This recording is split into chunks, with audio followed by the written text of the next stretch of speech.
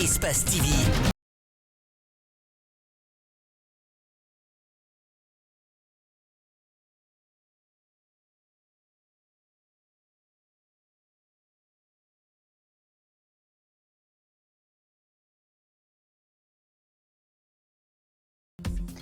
Merci d'être des nôtres, bonsoir et bienvenue au 19h45. Au sommaire de cette édition, lancée hier, les assises nationales sont sans suite aujourd'hui. Pas d'activité, on parle d'une journée de repos, mais les termes de référence ne sont toujours pas disponibles. Et puis Ibrahima Khalil Kaba a été arrêté hier mercredi par le haut commandement de la gendarmerie.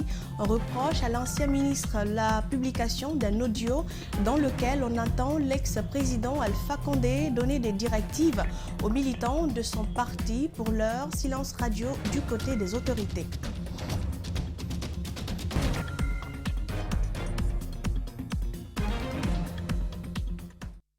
Et nous commençons par cette information de dernière minute. L'ancien gouverneur de la Banque centrale de la République de Guinée, BCRG, a été placé sous mandat de dépôt ce mercredi à la maison centrale de Conakry. Dr Luceni Nabé, qui a dirigé la première institution financière du pays pendant 11 ans, a été inculpé par la Cour de répression des infractions économiques et financières, CRIEF. Il est accusé, entre autres, de détournement de deniers publics, enrichissement illicite, corruption, blanchiment de capitaux, et nous y reviendrons. Le RPG Arc-en-Ciel a exprimé ce mercredi son inquiétude suite à l'arrestation d'Ibrahima Khalil Kaba par le haut commandement de la gendarmerie. Il est reproché à l'ancien ministre de partager le partage d'un audio dans lequel on entend l'ex-président Alpha Condé donner des directives aux militants de son parti. Du côté des nouvelles autorités, c'est silence radio d'Ibril Ba et Abdoulaye Kamara pour les détails suivants. L'ancien ministre de cabinet et ancien ministre des Affaires étrangères, Ibrahima Khalil Kaba, ne s'alimente plus. Il a été, depuis 48 heures, arrêté par les hommes du colonel Bala Samoura. Son interpellation serait liée à la fuite de l'audio de l'ancien président Alpha Condé. Une situation qui ne laisse pas insensible le RPG Arc-en-Ciel. Le parti s'est fendu un communiqué ce mercredi. Nous avons appris avec inquiétude l'interpellation d'un des nôtres, en l'occurrence l'ancien ministre Dr Ibrahima Khalil Kaba. À cet effet, le RPG Arc-en-Ciel souhaite qu'il jouisse de la plénitude de ses droits. L'ancien chef de la diplomatie guinéenne serait séquestré. Ses avocats s'inquiètent et dénoncent une violation flagrante des droits de la défense. C'est inacceptable que cela se passe dans un état de droit, ont-ils indiqué. Par ailleurs, le RPG Arc-en-Ciel tient à préciser que l'audio en question n'a jamais fait l'objet de partage ni de discussion au sein des instances du parti. En tout état de cause, le parti regrette qu'un audio d'une conversation privée du président Alpha Condé soit mis sur la place publique. Lilou, pour les intimes, bénéficie d'un grand soutien sur la toile. À cela s'ajoutent des voix qui dénoncent son arrestation.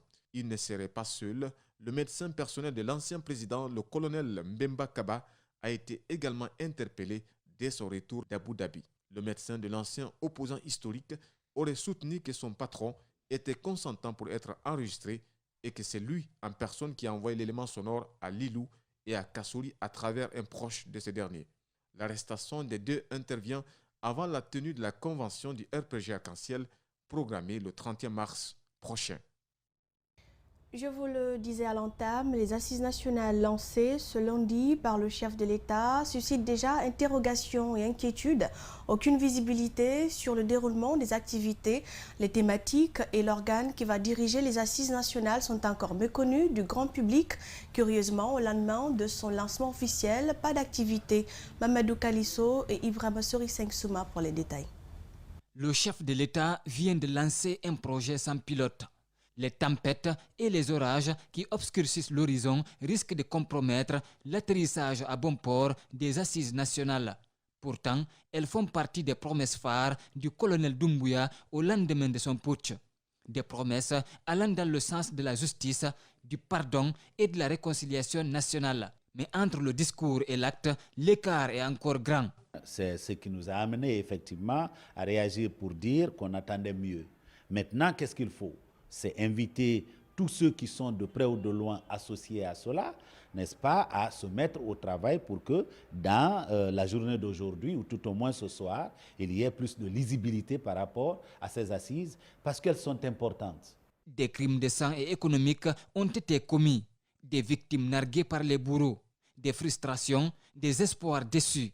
Ces assises doivent impérativement répondre à l'attente des Guinéens. Que ce soit sur la base objective, que ce soit un acte qui pourrait faire en sorte que les blessures béantes que la Guinée ou les familles ont connues soient soignées, voire même tenter de les cicatriser. Cicatriser ces plaies béantes demande un travail minutieux et sérieux, ce qui ne semble pas être le cas pour l'instant. Comme le disent les Ivoiriens, l'éléphant annoncé arrive avec un pied cassé. Cet ancien député avertit. Quel que soit le temps qu'il mettra, il finira par être appelé ancien président de la transition. Il n'y a pas d'homme fort, il y a un moment fort pour un homme. Si tu gères bien ton moment fort là, tu resteras dans les honneurs pendant tout le reste de ta vie. Mais si tu gères mal aussi ton moment fort là, tu seras le plus petit des hommes après que ton moment fort est passé. Espérons que les jours à venir voient les termes de référence de ces assises nationales. Un reportage de Mamadou Kalisso. Autre fait de l'actualité, il y a toujours un manque à gagner par rapport à la situation des points d'eau en Guinée. Le pays fait face à la floraison des forages qui sont construits par des entreprises dont certaines manquent de stratégie dans le domaine. Pour le service national des points d'eau, ce comportement pourrait engendrer de nombreuses anomalies dans l'approvisionnement en eau potable à Conakry notamment. Diana Bangura et Aliouba pour les détails. La quasi-totalité des citoyens du monde manque d'informations exhaustives sur les eaux souterraines. C'est pourquoi le thème « Rendre visible l'invisible » a été choisi cette année pour la célébration de la Journée mondiale de l'eau. En Guinée, la qualité de certains forages laisse à désirer et les entreprises qui évoluent dans la construction de ces infrastructures ne tiendraient pas compte des facteurs non moins importants. Les gens ne viennent pas profiter de l'expertise que le SNAP a en matière de réalisation de forage. Sur cette cartographie du SNAP, le pays connaît assez de problèmes dans l'approvisionnement en eau potable ces dernières années, et cela dû au manque de financement et aux croissances démographiques. Le SNAP a réalisé depuis sa création plus de 19 000 points d'eau répartis à l'échelle du pays. Mais aujourd'hui, force est de constater que ces 19 000 points d'eau, au regard de la population, notamment du milieu rural et semi-urbain, ne parviennent pas à satisfaire toute la population guinéenne. Pour ce faire, le SNAP s'est doté d'un document-programme projeté à l'horizon 2030 dans le but de faire des forages dans le pays. Environ 19 990 points d'eau à l'horizon 2030. Le coût est estimé à 530 639 268 francs guinéens, s'il est validé par les autorités. Si rien n'est fait, la population sera contrainte de trouver des solutions alternatives qui visent à aller dans les cours d'eau et autres. Comme l'indique cette carte de la Guinée, la partie en rouge qui est Conakry et sa périphérie, seulement 30% auront de l'eau. Les autres aussi sont en risque, montrent les pourcentages. L'humanité célèbre ce mercredi 23 mars la journée mondiale de la météorologie. En Guinée, la journée a été célébrée sous le thème « Alerte précoce, action précoce ». L'occasion a été mise à profit par la Direction nationale de la météorologie pour exposer les difficultés auxquelles ce service est confronté en Guinée, mais aussi les stratégies mises en place pour relever un défi lié au réchauffement climatique et catastrophes naturelles du moment. André Mossi-Milimono, Ibrahima Souma. Cette journée a été instituée en 1950 par l'Organisation mondiale de la météorologie. L'humanité est de nos jours confrontée à de multiples problèmes liés aux conditions climatiques et la célébration sera l'occasion pour les acteurs concernés d'échanger autour de la question, notamment le cas spécifique de la Guinée. Récemment, il a été publié le 6e rapport sur le climat. Ce rapport-là est davantage plus alarmant parce qu'il indique qu'avec l'allure où on est, les changements climatiques, la température, le réchauffement climatique, la température va augmenter à plus de 1,5 degré et cela, malheureusement, va affecter davantage les populations. La Direction nationale de la météorologie se fixe cette fois pour objectif d'informer les populations à temps sur les risques de catastrophes non prévues. Un système d'alerte précoce sera donc mis en place. Si toutefois nous ne donnons pas l'information en temps réel, au risque, disons, de tomber dans des actions, des catastrophes non prévues. La météorologie fait partie des services les plus démunis du pays, selon son directeur national. Pourtant, elle exécute des tâches stratégiques, et ce, avec les moyens de bord qu'elle dispose. Sans nos bulletins de vol, nos dossiers de vol, aucun avion ne peut atterrir ni décoller de la Guinée. Nous faisons des prévisions météo-maritimes qui permettent de protéger les navires, tout comme les aéronefs sont protégés. Nous avons aussi des assistances que nous faisons à l'endroit des agriculteurs, c'est-à-dire des bulletins agrométéorologiques que nous produisons. Le bâtiment qui abrite les bureaux de la Direction nationale de la météorologie est vieux de plusieurs années. Pour donc atteindre ses objectifs et répondre efficacement aux défis liés aux conditions climatiques, la Direction nationale demande plus de moyens aux autorités. L'ONG Femmes, Développement et Droits Humains en Guinée a célébré ce mercredi en différé la Journée internationale des droits des femmes. Des plaidoyers ont été faits à cette occasion auprès des élus locaux pour la protection et la promotion des droits des femmes et des victimes de traite. Une activité qui s'étendra sur 2 jours. Rosaline Gotomonemo et Alseni Camara pour les détails. L'implication des élus locaux et des jeunes dans la lutte contre les violences faites aux femmes et la traite des personnes, tel est le souhait de l'ONG Femmes, Développement et Droits Humains en Guinée. C'est pourquoi elle a prévu 2 jours pour faire des plaidoyers pour qu'enfin prennent fin ces pratiques dans le pays. Pourquoi les élus locaux? Parce que c'est les représentants à la base. C'est ces élus locaux-là qui sont tout près des communautés et c'est dans ces communautés que les crimes se passent, que les violences se passent, que les exactions se passent. Nous voulons qu'ils soient le relais, qu'ils puissent vraiment faire en sorte que l'on comprenne c'est quoi les droits des femmes, c'est quoi les violences faites aux femmes pour que ces violences-là puissent s'arrêter. Les maires présents à cette première journée de plaidoyer ont réitéré leur engagement à accompagner l'ONG F2DHG dans la lutte contre les VBG et la traite des personnes. Celui de Matam veut croire en cette lutte. Pour appuyer les services qui viennent, qui assistent ces personnes qui sont victimes des violences faites par le JAR, il faut que nous soyons en première ligne pour essayer de retrouver ces personnes parce qu'ils habitent dans nos quartiers, ils habitent dans nos secteurs, pour que la police et la justice puissent faire son travail dans les meilleures conditions. La gouverneure de la ville de Conakry a mis l'occasion à profit pour féliciter les membres de l'ONG pour le combat mené. Elle invite l'ensemble des élus locaux à une franche collaboration pour la protection et la promotion des droits des femmes et la traite des personnes.